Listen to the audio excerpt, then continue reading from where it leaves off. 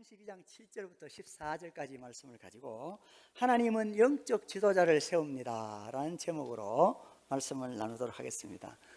우리는 예수님을 믿어서 하나님의 자녀가 되었습니다. 하나님의 자녀가 되었습니다. 베드로는 예수님을 믿어서 하나님의 자녀가 된 사람들, 그러니까 하나님의 자녀의 정체성이 무엇인지에 대해서 이렇게 표현했습니다. 베드로전서 2장 9절인데요. 그러나 너희는 택하신, 그러니까 하나님께서 택하신 족속이요, 왕같은 제사장들이요, 거룩한 나라요, 그의 소유가 된 백성이니 이는 너희를 어두운 데서 불러내어 그의 기이한 빛에 들어가게 하시니에 아름다운 덕을 선포하게 하려 하심이니라. 자, 이 말씀은요, 하나님이 우리를 하나님이 행하신 그 아름다운 일들을 전하는 영적 지도자로 세우신다라는 것을 뜻합니다. 오늘 말씀에 출연하는 모세는요, 영적 지도자의 모델을 보여주고 있습니다. 하나님이 모세를 통해서 보여주시는 영적 지도자의 모습은 어떤 것일까요? 그리고 하나님은 영적 지도자를 세우기 위해서 무엇을 하실까요? 자, 오늘 이 말씀을 통해서 한번 살펴보겠습니다.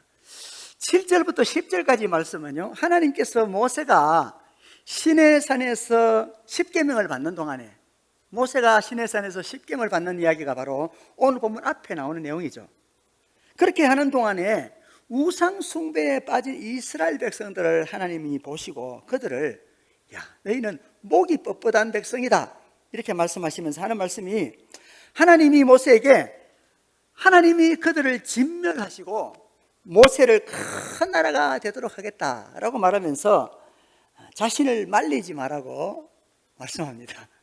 자, 여기서 이게 뒤에 끝부분이 참 중요한데요. 오늘 말씀 10절을 같이 한번 보실까요? 10절 처음 부분 한번 보시겠습니다. 이게 한번 같이 한번 읽어볼까요? 그런즉 내가 하는 대로 두라. 자, 그런즉 내가 하는 대로 두라. 이 말은 참 의아한 표현이죠. 만약 하나님께서 포악한 분이시고 이스라엘 백성들을 진멸할 계획을 가졌다면 왜 이렇게 말씀하셨을까요?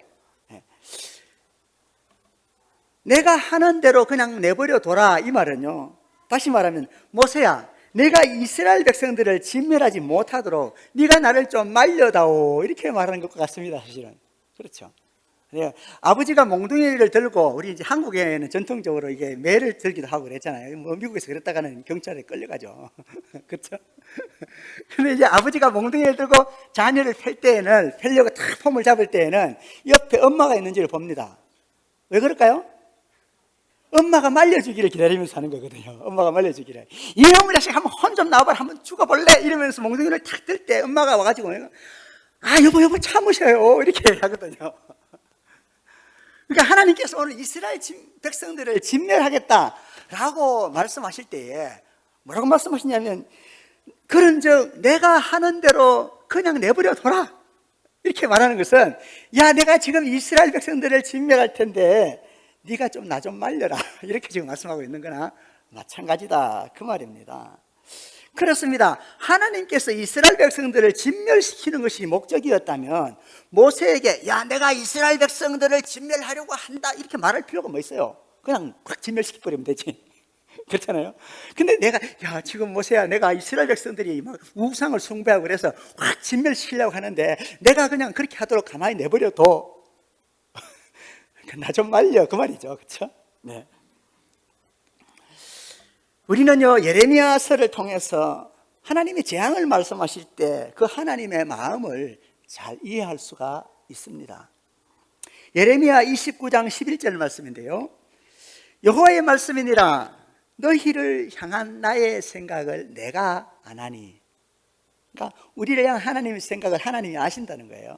그러면서 하시는 말씀이, 그것은 평안이요 재앙이 아니니라, 너희에게 미래와 희망을 주는 것이다. 그러니까 하나님의 생각은 우리에게 재앙 내리는 게 아니고 평안을 주시고 희망, 미래를 주시기 원하시는 것이 하나님의 본심이라는 거예요. 그래서 우리는요, 구약의 하나님과 신약의 하나님이 동일한 분이라는 것을 알아야 됩니다. 구약 성경에 여호수아에게 아말렉 백성들을 진멸하라, 그러면서 잔인하게 막 아이들까지 다 죽이라고 막 명령하시는 모습을 보면서, 야, 하나님은 참 지독하신 분이시다. 어떻게 저런 명령을 하실 수가 있나? 여러분, 이렇게 생각하실 수가 있는데요, 실은 그런 명령을 구약 성경에 하셨던 그 하나님이 바로 십자가에 달려 죽으신 하나님이다, 그 말입니다. 십자가에 달려 죽으시는 예수님이 바로 하나님이시잖아요. 그렇죠? 그러니까 구약의 하나님과 신약의 하나님은 다른 하나님이 아니라 그 말입니다. 그래서 히브리서 13장 8절에는 이렇게 말합니다. 예수 그리스도는 어제나 오늘이나 영원토록 동일하시니라. 우리는요, 오직 예수님을 통해서 하나님이 어떤 분이신지 분명하게 알 수 있습니다. 이것이 하나님을 믿는다고 하는 사람들이 또 예수님을 믿어야 될 이유입니다. 가만히 생각해 보세요. 하나님을 믿으면 되지 또 예수님을 믿어야 돼? 예수님이 하나님이라면서요, 이렇게 말할 수 있잖아요, 그렇죠? 이 땅에는 뭐 유대인들, 또 무슬림들, 그 다음에 이단들 중에서 여호와의 증인들, 뭐 몰몬교 다 하나님 믿는다 그러잖아요. 그러면 하나님 믿으면 되지 또 뭐 예수님을 믿어? 이렇게 생각할 수 있잖아요. 왜 그러느냐? 그들이 하나님을 믿는다고 하지만 사실은 하나님을 반쪽밖에 모르기 때문에 그렇습니다. 예수님을 통하지 않고서는 하나님을 온전히 알지 못하기 때문에 예수님을 믿어야 한다라고 말씀하고 있는 겁니다. 그래서 사도행전 4장 12절에는 이렇게 말합니다. 다른 이로서는 구원을 받을 수 없나니 천하 사람 중에 구원을 받을 만한 다른 이름을 우리에게 주신 일이 없음이라 하였더라. 자, 이 말은요, 기독교가 배타적인 종교가 되라는 그런 의미가 아니에요. 여러분, 구원의 포커스가 뭐라 그랬죠? 관계의 회복이라 그랬죠. 그러니까 우리가 구원을 병에서 치료받는다, 아니면 위기에서 구하여진다, 아니면 죄가 용서받는다, 심판을 모면하게 된다, 이렇게 어떤 사건들에만 너무 관심을 가지다 보니까 신앙을 잘못된 방향으로 가게 될 수 있다, 그 말입니다. 구원이라는 그 구원에서의 가장 핵심적인 포커스가 뭐냐? 하나님이 우리 아버지가 되시고 우리가 하나님의 자녀가 된 것이죠. 근데 요 하나님과 우리와의 관계가 빠진, 죄가 용서받고 병이 치료받고 또 위기에서 건져냄을 받고 심판을 모면하게 되고 이런 것들은요, 사실 아무 의미가 없어질 수 있습니다. 그래서 요즘 여러분 아시다시피 뉴에이지 운동이라는 게 뭐예요? 하나님 없이 평안한 거 아닙니까? 그렇죠. 이게 우리의 구원이 죽어서 좋은 곳에 간다 이렇게 돼버리니까, 그러면 예수 믿으면 죽어서 좋은 데 가냐? 천국 가냐? 불교 믿으면, 부처님 믿으면 극락에 가, 이렇게 되는 거죠. 하나님과 우리와의 관계의 포커스가 되지 않을 경우에는 이 신앙이 잘못된 방향으로 간다, 그 말입니다. 그래서 다른 이로서는 구원을 받을 수 없다, 그 말은 뭡니까? 오직 예수 그리스도, 다시 말하면 우리를 살리시기 위해서 십자가에 죽으신 하나님에 대한 지식이 아니고서는 하나님과의 관계를 온전히 회복하기가 어렵다, 그 말이에요. 하나님이 심판하시는 무서운 하나님인데 하나님 빨리 빨리 나가려고 그러겠어요? 하나님 눈 살살 피해갖고 도망가고 숨으려고 하죠. 근데 그렇게 무서운 줄 알았던 그 하나님이 자신의 생명을 내어주시기 위해 우리를 사랑하시는 분이라는 것을 알게 될 때, 여러분, 어떤 참 철없던 자식이 나이가 들면서 부모님이 자신을 그렇게 사랑하였다는 것을 알게 될 때 철이 들었다 그러고, 부모님의 사랑을 생각하면서 눈물을 흘리면서 새로운 사람으로 변화되는 것 아니겠습니까? 그러니까 다른 이름으로서는 구원을 얻을 수 없다, 그 말은 예수 그리스도의 십자가의 사랑을 통해서 보여주시는 하나님 지식이 아니고서는 하나님과의 관계를 회복하기 어렵다, 그 말입니다. 이해가 되시죠? 하나님은 노하기를 더디하시는 분이십니다. 하나님 어떤 분이라고요? 성내기를 더디하시는 분이시라는 거예요. 그렇다면 하나님이 오늘 이 이스라엘 백성들을 향하여 진노하신 이유를 우리는 다시 생각해 보아야 합니다. 우상 숭배에 빠진 이스라엘 백성들은요, 이스라엘 백성들이 우상을 숭배했기 때문에 하나님이 벌을 내려가지고 그 어려움에 빠진다라기보다는 우상 숭배하는 그 자체가 불행입니다. 자, 이스라엘 백성들이 금으로 송아지를 만들어 있었던 것처럼 오늘날 우리에게는 이 금송아지가 뭘 의미하는 겁니까? 돈을 사랑하는 것, 재물을 숭배하는 것, 대금사상이라고 그러지 않습니까? 대금사상을 말하는 것이죠. 여러분, 오늘날 청년들에게 물어보면, 야, 너 대학 가서 뭐 하려고 하니? 또 졸업해서 뭐 하려고 하니? 돈 벌려고. 왜 돈 벌려고 하는데? 부자가 되려고. 부자가 왜 되려고 하는데? 그래 행복해지니까. 이렇게 얘기한다고요. 그러니까 목적이 돈이 돼버려요. 자, 그렇게 되다 보니까 어떻게 돼요? 돈의 노예가 되는 겁니다. 만약에 여러분이 의사가 돈만 보이면 어떻게 될까요? 환자가 왔는데 환자의 고통을 못 보고 저 사람 어떻게 해야 되는지 MRI 촬영하게 해야 되고 수술하게 해야 되고, 야, 그거 저기 간은 떼내는 게, 반천 떼내는 게 좋아요. 뭐, 예? 그 다음에 뭐 콩팥 쓸게 필요 없으니까 수술합시다. 이렇게 되죠. 아니, 집 가서들은 뭡니까? 아, 그 이빨 빨리 뽑아내고 임플란트 해야 됩니다. 이렇게 나오겠지 않겠습니까? 왜요? 돈이 목적이니까. 이 돈이라는 것은요, 우리를 오히려 행복의 길로 인도하는 것 같지만 잘못 사용하거나 그 돈을 사랑하게 되면, 돈을 사랑하는 것이 일만하게 뿌리라 그랬잖아요. 그러니까 우리가 바라봐야 할 비전을 바라보고 올바른 목적을 향해서 달려가게 하는 것이 아니라 도리어 우리를 노예로 만들어 버리는 것이죠. 그래서 오늘 이스라엘 백성들이 우상 숭배하였기 때문에 하나님이 벌을 내린다기보다는 우상 숭배하고 있는 그들의 모습이 멸망으로 가고 있는 모습이다, 그 말입니다. 하나님은 멸망을 향해 달려가고 있는 백성들을 안타까워 하시면서 모세에게 이렇게 말씀하셨습니다. 모세야, 너는 내려가라. 내가 애굽 땅에서 인도하여 낸 내 백성이 부패하였다. 하나님은요, 하나님이 인도하신 하나님의 백성을 모세가 인도한 모세의 백성이라고 표현하고 있습니다. 왜 그랬을까요? 네. 왜냐하면 이스라엘 백성은 하나님의 백성이지만 동시에 모세의 백성이기도 하기 때문입니다. 왜요? 하나님은 모세를 영적 지도자로 세웠기 때문입니다. 7절부터 10절은요, 하나님이 영적 지도자를 세우기 위해서 먼저 그가 이끌어야 할 백성들의 연약함, 인간의 연약함을 보게 하신 것입니다. 이와 마찬가지로 하나님은 우리를 연약한 사람들을 이끌도록 영적 지도자로 세우십니다. 저와 여러분은 이제 우리가 전도하고 또 구역장으로서 구역 식구들을 돌보고 교회에 여러 가지 직분을 맡아서 일을 하게 될 때 반드시 기억해야 할 것이 있습니다. 우리가 섬기는 상대방, 우리가 섬겨야 될 그 대상이 늘 항상 내게 좋은 사람들이 될 수만은 없다라는 것입니다. 오늘 이 이야기를 통해서 보여주는 건 뭐예요?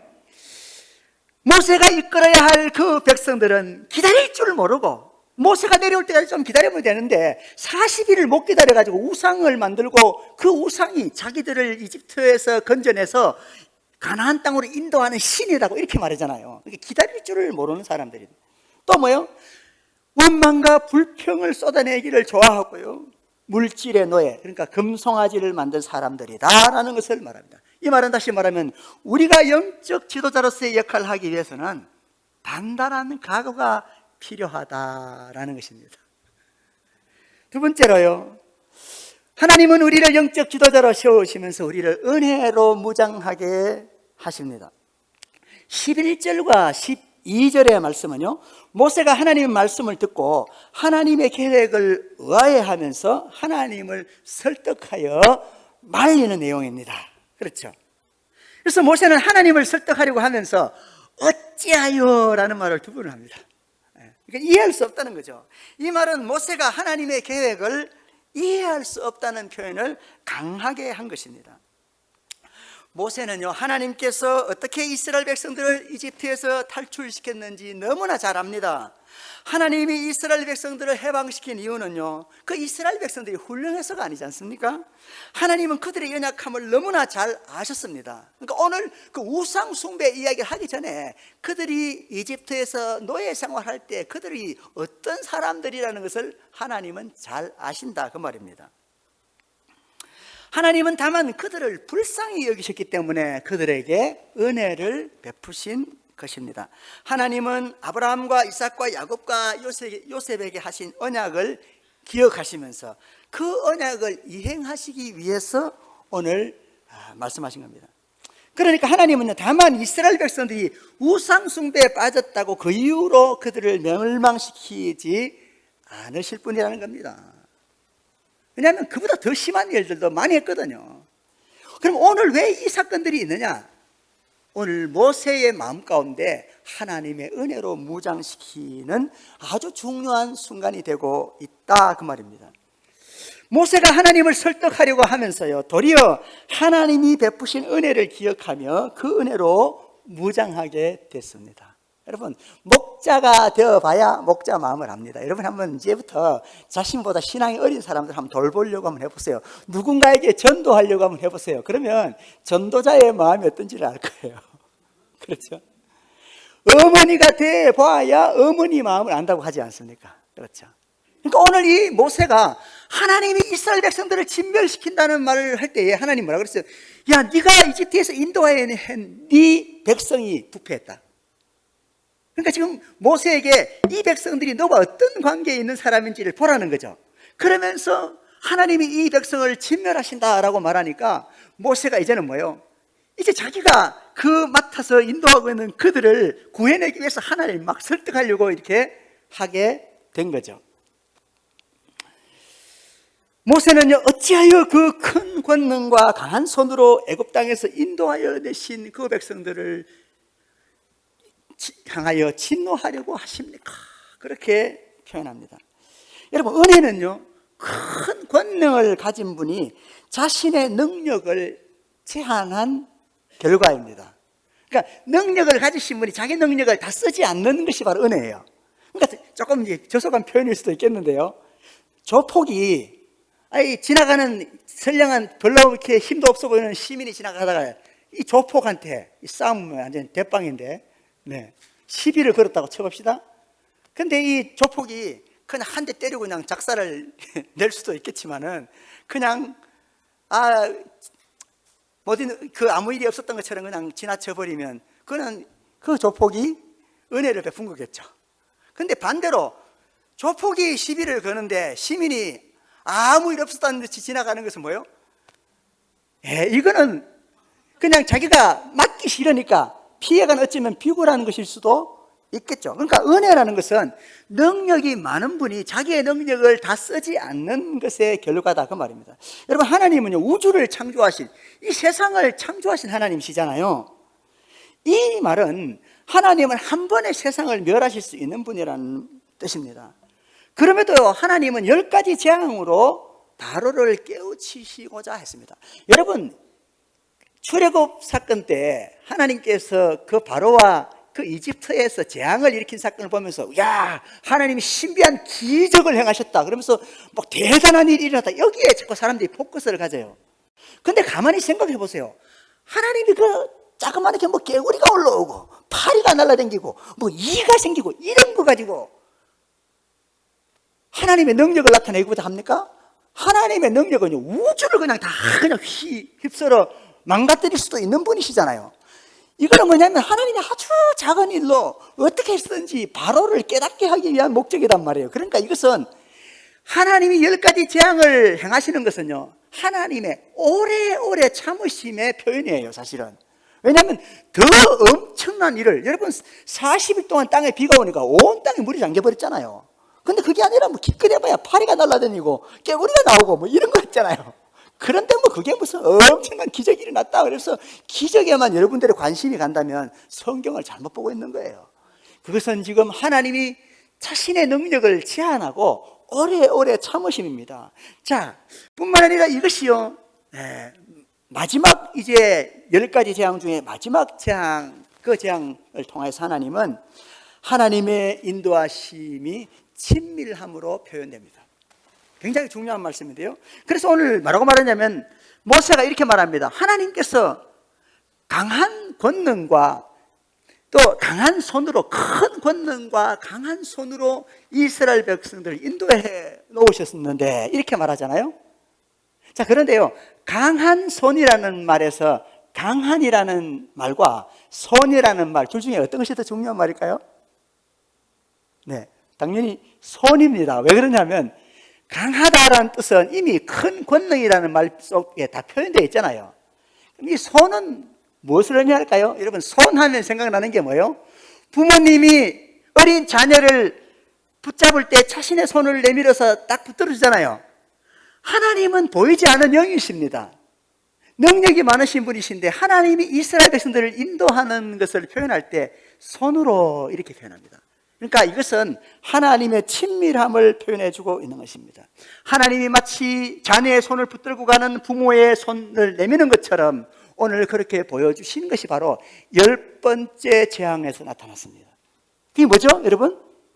출애굽기, 이스라엘 백성들을 이집트에서 탈출시킬 때 하나님께서 행하신 10번째 재앙이 뭐죠?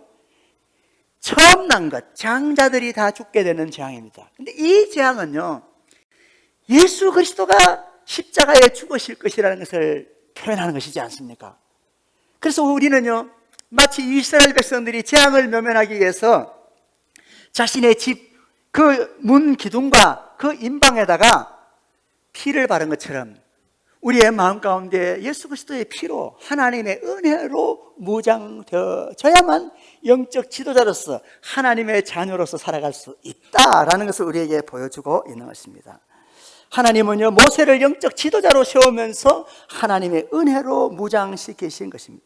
여러분, 우리는요, 모세가 하나님을 설득했다고 생각하지 마세요. 하나님은 신경질 내면서 내가 이 백성들을 다 진멸시킬 거야 이렇게 말하는데 모세가 아이고 하나님 무슨 말씀입니까? 좀 감정을 이렇게 좀 추스리시고 좀 참으세요. 하나님 가만히 한번 생각해 보세요. 하나님이 강한 그 능력과 강한 손으로 이스라엘 백성들 이집트에서 인도하여 놓고 만약에 멸하시면 이집트 사람들이 생각할 때 어떻게 생각하겠어요? 이렇게 지금 말하면서 하나님을 설득시켰다죠. 그러면 하나님은 진멸하려고 하는데 모세가 훌륭해가지고 하나님을 뜯어말긴 건가요? 그러면 모세가 하나님보다 훨씬 더 나은 사람이네? 그렇지 않아요? 하나님께서 오늘 이 모세에게 아까 처음에 말씀드렸잖아요. 야, 내가 이스라엘 백성들을 진멸시키려고 하는데 나를 좀 그대로 내버려둬라. 그게 무슨 의미라고요? 야, 내가 이스라엘 백성을 진멸시키려고 하는데 네가 나를 좀 말려라, 그 말이죠. 여러분, 하나님은 오늘 모세처럼 우리가요, 세상을 위하여서 하나님 이 세상을 구원할 수 있도록 하나님은 예수 그리스도의 십자가를 통하여서 이 세상을 구원하시고자 하시지 않았습니까? 하나님 이 세상이 멸망하도록 그냥 버려두시렵니까? 하나님 저와 함께 하셔서 저 세상 모든 사람들에게 하나님의 복음을 전하여 그들이 하나님 자녀가 되게 하여 주십시오. 이렇게 세상을 중보할 수 있는 사람들을 찾고 계십니다. 오늘 하나님이 모세의 설득을 받아서 이스라엘 백성들을 진멸시키지 않은 것이 아니고요, 하나님은 자신을 말려줄 수 있는, 자신을 향하여 하나님 자신의 백성들을 구원해달라고 기도할 중보자들이 나타나기를 기다리고 있다, 그 말입니다. 우리는 모세처럼 어찌하여 라고 말할 수 있는 정도로 하나님이 은혜로운 분이심을 확신할 수 있어야 됩니다. 그러니까 모세는 하나님이 이스라엘 백성들을 진멸시키겠다고 하는 것을 이해할 수가 없었단 말이에요. 그래서 어찌하여 이렇게 말한 겁니다. 이해가 되시죠? 여러분, 하나님의 선한 의도를 세상 사람들이 오해하지 않도록 우리는 안타까운 마음으로 기도해야 할 필요가 있습니다. 오늘 모세가 그렇게 말하잖아요. 하나님, 만약 하나님이 이 백성들을 여기서 죽이시면 이집트 사람들이 하나님이 그 백성들을 산에서 죽이시고 땅에서 진멸시키려고 이끌어왔다고 말할 거 아닙니까?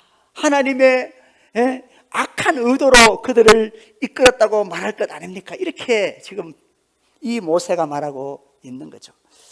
여러분, 우리는 자칫 잘못하면요, 복음을 전한다고 하면서 자꾸 하나님이 무슨 막 신경질 많은 막 세상을 다 썰어서 심판하는 것에 그 마음이 다 향하 있는 그런 하나님인 것처럼 잘못 전할 수 있다, 그 말입니다. 여러분, 제가 늘 말씀드리지만 요한복음 3장 16절 17절에 뭐라고 말씀해요? 하나님은 세상을 심판하는 것이 아니라 구원하기 위해서 이 땅에 예수 그리스도를 보내셨다, 그 말입니다. 우리는 하나님의 선한 의도를 세상 사람들이 오해하지 않도록 안타까운 마음으로 기도해야 한다, 그 말입니다. 자, 마지막 세 번째로 하나님은 모세를 영적 지도자로 세우시면서 하나님 나라의 비전을 주십니다. 13절 14절은요 모세가 하나님이 맹세로 언약한 것을 가지고 하나님의 뜻을 돌이키려고 주장합니다. 하나님 이렇게 약속하셨잖아요. 하나님이 이렇게 약속하셨잖아요. 이렇게 지금 하나님 앞에 주장하면서 정말 진멸하시면 안 됩니다 이렇게 얘기합니다. 근데 이제 이 모세가 하나님을 설득하고 하나님 앞에 주장하면서 뭘 해요? 하나님 나라의 비전, 그러니까 다시 말하면 하나님의 언약을 굳게 붙잡게 되고 있다 그 말입니다.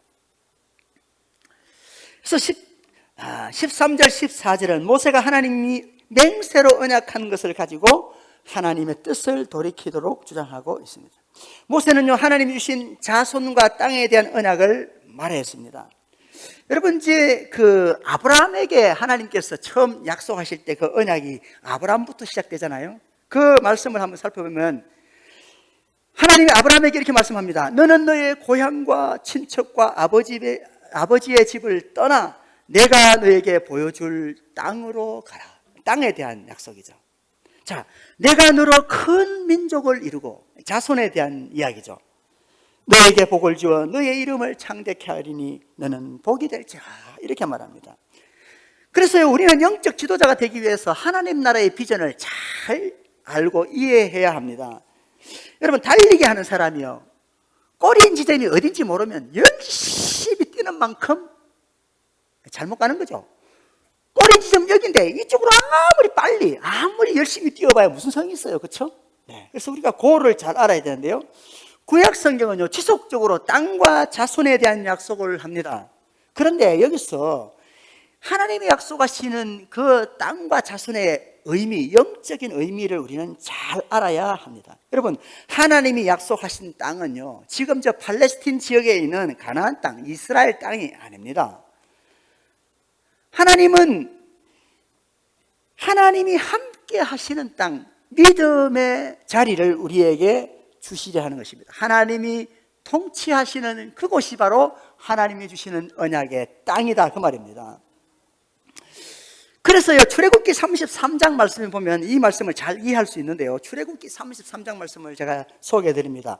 너희를 젖과 꿀이 흐르는 땅에 이르게 하려니와, 그러니까 하나님께서 이스라엘 백성들을 젖과 꿀이 흐르는 땅 가나안 땅으로 도착하게 하겠다는 겁니다. 자, 그런데 그 말씀 다음에 뭐라고 말하냐면 그러나 나는 너희와 함께 올라가지 아니하리니. 아니 여러분 우리가 천국에 갔는데 천국에 가니까 하나님이 안 계셔. 그럼 거기가 천국 맞을까요? 그러니까 거기가 어떤 장소인가가 중요한 게 아니고 하나님이 함께 하시는 곳이 천국이다 그 말입니다. 그래서 주님은 말씀하시잖아요.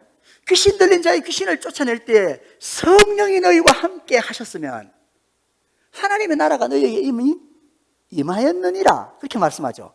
그러니까 예수님이 오셔서 하나님 나라를 증거하니까 하나님 나라가 가까이 온 거죠. 왜냐하면 예수님이 하나님이니까. 하나님과 함께하는 나라가 함께하는 곳이 하나님 나라니까요. 또 뭐라고 말합니까? 하나님의 나라는 먹는 것과 마시는 것이 아니고 성령 안에서, 그러니까 우리 안에 성령님이 와 계신데 성령님과 함께 맛보는 의와 평강과 희락이 하나님의 나라라는 거예요. 그러니까 결국은 뭐냐면 하나님과 함께하여 하나님의 통치를 받는 것이 하나님의 나라다. 그러니까 하나님이 약속한 땅이라는 것은 바로 그것이다 그 말입니다. 그래서 이걸 잘 모르고 자꾸 무슨 이스라엘 땅으로 백투 예루살렘 이게 순 엉터리예요. 시오니즘이라 그러는데 그렇게 되면 잘못된 방향으로 신앙이 나가요. 하나님의 복음은 저 예루살렘 땅으로 돌아가는 게 아니고 하나님과 함께하는 하나님의 통치를 받는 삶을 살아가는, 어디서요? 온 땅에서. 그것이 바로 하나님의 약속의 땅입니다. 뿐만 아니라 우리는 하나님이 이스라엘 백성들에게 약속하신 자손이 무엇인지를 잘 이해해야 되는데요. 여러분, 아브라함의 기업을 이어받은 사람은 장자 이스마엘이 아니고 누구예요? 이삭이죠. 그럼 이삭의 기업을 이어받은 사람 누구예요? 쌍둥이 아들 중에서 형 에서가 아니고 야곱이에요. 그럼 야곱의 기업을 이어받은 사람은 누구예요? 장자 루벤이 아니고 유다예요. 그리고 요셉이에요. 이게 뭘 말하는 겁니까? 하나님의 기업, 그러니까 하나님의 자녀가 되는 것은 혈통을 따라서 나는 게 아니라는 거예요. 이스라엘 백성으로 태어난다고 이스라엘 민족 하나님의 백성이 되는 게 아니고 예수를 믿고 하나님의 약속을 붙드는 사람들이 하나님 백성이 된다는 겁니다. 그래서 저와 여러분이 이스라엘 사람이 아닌데도 불구하고 하나님의 자녀가 된 것입니다.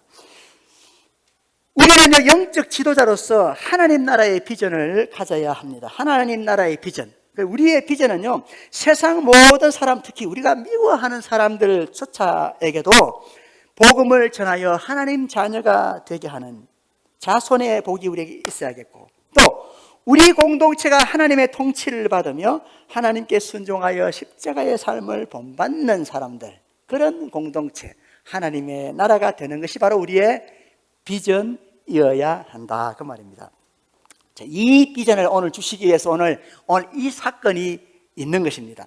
하나님은 우리를 영적 지도자로 세우십니다. 우리는 영적 지도자가 되기 위해서 인간의 연약함을 알아야 합니다. 우리가 사랑하고 섬겨야 할 대상은 우리의 마음에 꼭 드는 좋은 사람들만이 아니고, 기다릴 줄도 모르고 원망과 불평만 일삼고 돈을 사랑하는 사람들이다, 그 말이에요. 그게 바로 오늘 그 우상 숭배하고 있는 백성들을 보게 하시는 하나님의 마음이다, 그 말입니다. 우리는 영적 지도자가 되기 위해서 은혜로 무장해야 합니다. 하나님은 자신의 능력을 제어하심으로써 인내하신 큰 권능의 하나님이십니다. 하나님은 친히 우리의 손을 잡아주시기 원하시는 그 하나님의 마음을 그리스도의 십자가로 보여주셨습니다. 우리는 세상 사람들로 하여금 하나님의 선한 의도를 오해하지 않게 해야 합니다.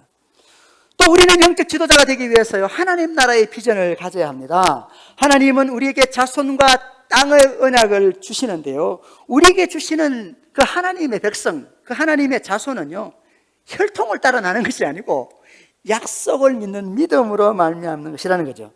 뿐만 아니라 우리에게 주시는 땅은 저 예루살렘 그 팔레스틴 지역에 있는 그 로케이션이 아니고, 땅이 뭐라고요? 하나님의 통치를 받는 가운데 갈 바를 알지 못하지만은 하나님을 신뢰하면서 나아가는 순종하는 사람들의 모임이 바로 하나님 나라라는 것입니다. 이렇게 우리가 하나님의 뜻을 순종하며 살아갈 때 하나님 나라가 우리 가운데 임하게 될 것입니다. 기도하겠습니다.